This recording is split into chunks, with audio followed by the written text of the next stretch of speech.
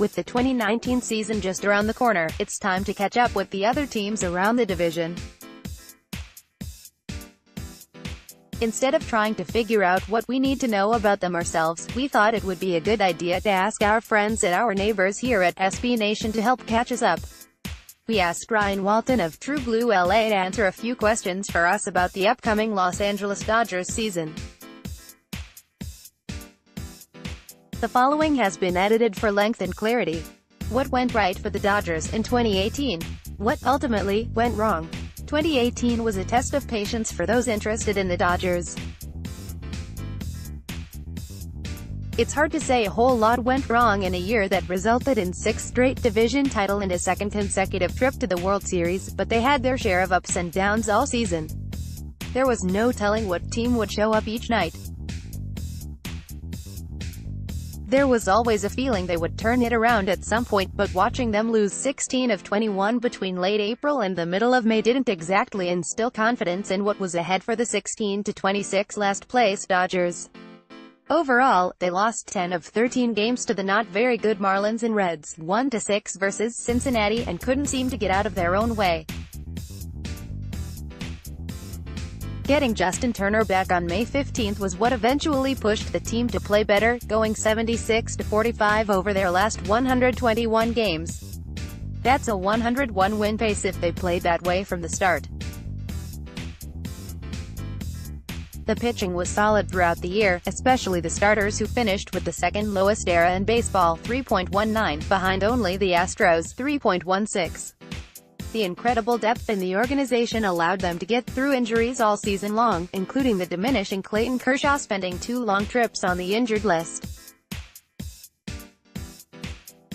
It helps when a guy like Ross Stripling can start the year in the bullpen and step into the rotation to reel off a 2.01 ERA and 13 starts leading up to making the All-Star team. We won't discuss Stripling's performance in that All-Star appearance. Every professional sports team is looking for a guy that comes out of nowhere to put up big numbers. The Dodgers have had good success with finding those guys over the last few years, and Max Muncy was the surprise of 2018. The SpongeBob-like first baseman smashed 35 homers with a .973 OPS in 481 plate appearances. Without Muncy, the offense would have had some struggles that surely would have cost the Dodgers the division. As for the World Series, the Red Sox were just the better team. Say what you want about the platoons and lineup adjustments, the Dodgers were within a few outs of tying the series when they had a 4-0 lead as they entered the 7th. It just wasn't Rich Hill's time to leave the game yet. What a mess it was. The Rockies took your division title streak to the brink last year. Were those in Dodgers land ever in any real doubt?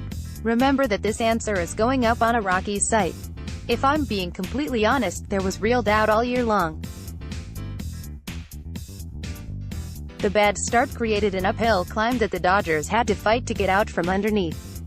The Diamondbacks looked like they might be the team to win the division when they had control for a while, but they found a way to delightfully mess it up.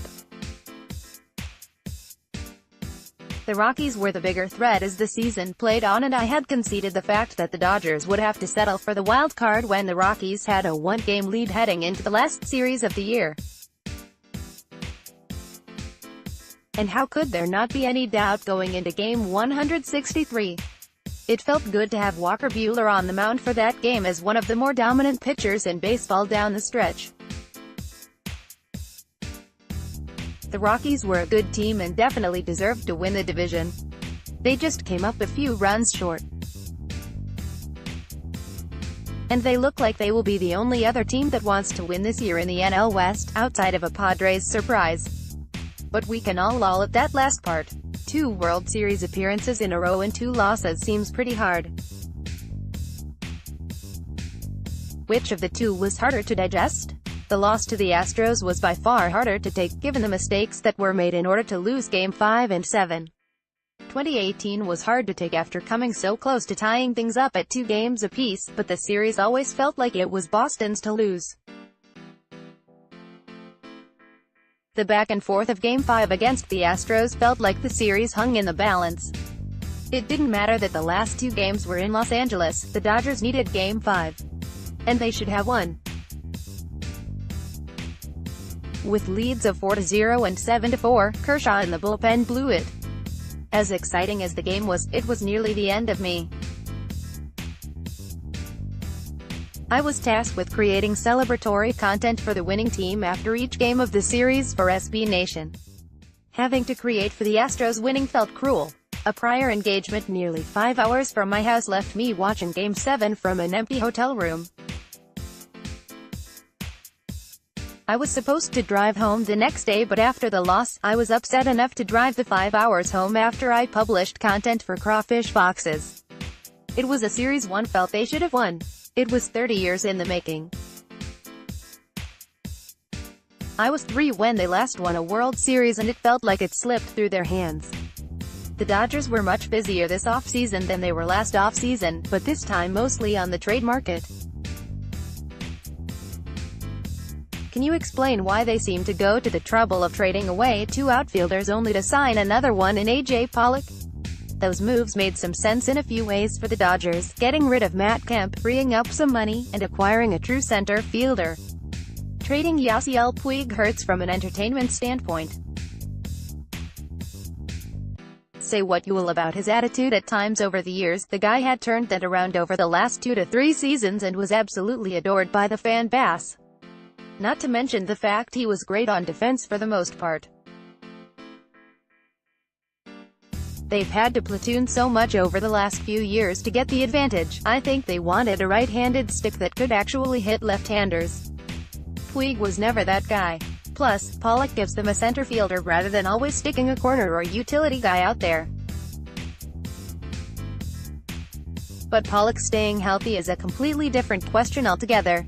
It also clears a little of the clogged outfield for Alex Verdugo, who will be fighting to be on the field on most nights.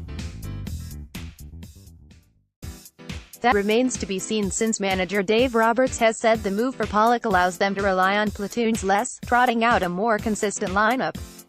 2 years ago it was Chris Taylor, last year it was Max Muncy. Who did the Dodgers find at a gas station this offseason who's going to break all of our hearts this year? The Dodgers have a knack for finding a key player off the scrap heap each year. Trading a former first-round pick for Chris Taylor and picking up Max Muncy after he was released by the Athletics at the end of March 2017. With these 2 examples come a bunch of others that don't work out. Players that may have that kind of potential hidden inside them are what every team looks for every year. The Dodgers have just struck gold the last couple seasons. If they hit on something again this season on the position player side, it would mean something disastrous has happened to the depth chart. I would think a player coming out of nowhere this year would be a reliever. No guesses on my part due to the fact that the Dodgers go through relievers too often. Clayton Kershaw is already struggling with his health in the first of that 3-year, $93 million deal he signed in the offseason. How concerning is this for the rotation and the fate of the team in general? The health of Clayton Kershaw has been a concern for most of the last 3 seasons. It's become an annual tradition for him to spend time on the injured list. It's coming at the beginning of the year in 2019 and hopefully that will be it. It's terrible watching the best pitcher in baseball turn into the not best pitcher in baseball. It hurts even more because it means I'm getting old. The expectations of what to get out of the lefty are still high but on a much lower scale. Instead of 7 guaranteed innings each night, striving for 8 or 9, anything above 5 will be a plus. Kershaw doesn't think that way and will still have several long outings. I just don't think his body will let him push as hard as he has in the past. I almost expect Kershaw to leave Los Angeles at the end of the 3 years to head back to his hometown Dallas. The Kershaws are both from the Dallas area and live there in the off-season. It wouldn't surprise me a bit if they wanted to raise their kids there. The good thing is the rotation depth the Dodgers have allows for this sort of thing to work itself out occasionally. Kershaw and Rich Hill will start the year on the injured list, clearing the way for Ross Stripling and Julio Urias to start the season in the rotation. Once Kershaw and Hill are healthy, Stripling and Urias will head to the bullpen. But the depth only works if they shore up the rotation in short bursts, not long periods at a time. What do you think is a realistic best-case scenario for the Dodgers this year? What's the worst-case scenario? What would a successful season look like for the Dodgers? After losing the World Series 2 years in a row and having that expectation of winning one for the last 6 seasons, the best-case scenario is to win their first championship since 1988. Anything less than the postseason is worst case, because that means something went horribly wrong with the health of the team. I know that last sentence sounds like I'm saying there is no way they miss the postseason if everyone is healthy. There are certainly ways of them missing the postseason as the team is currently assembled. They came within a few games of missing last year after that horrendous start. It would just be bad to miss the playoffs in any possible outcome. The right answer to what a successful season is winning the division for the 7th straight year and giving it their best shot in October. Getting to the postseason is hard over a long season, and winning once you get there is even harder. The answer you'll get from the fan base in regards to a successful season is winning the World Series. It's not realistic, but the drought has been too long and they've been teased the last couple years. What will be the best part of watching the Dodgers this year? Or, put another way, why should the casual fan, who's not scoreboard watching, watch a Dodgers game this season? No matter if they win or lose, the Dodgers are always going to be interesting this year. No, there won't be a Yasiel Puig to laugh at on a nightly basis, but there is still plenty of entertainment to be seen on the field. They will win their fair share of games, and when there is a good chance of winning, that's all you can really ask for. That, and dingers. Lots of dingers. The Dodgers have the most home runs in the National League over the last 4 seasons combined.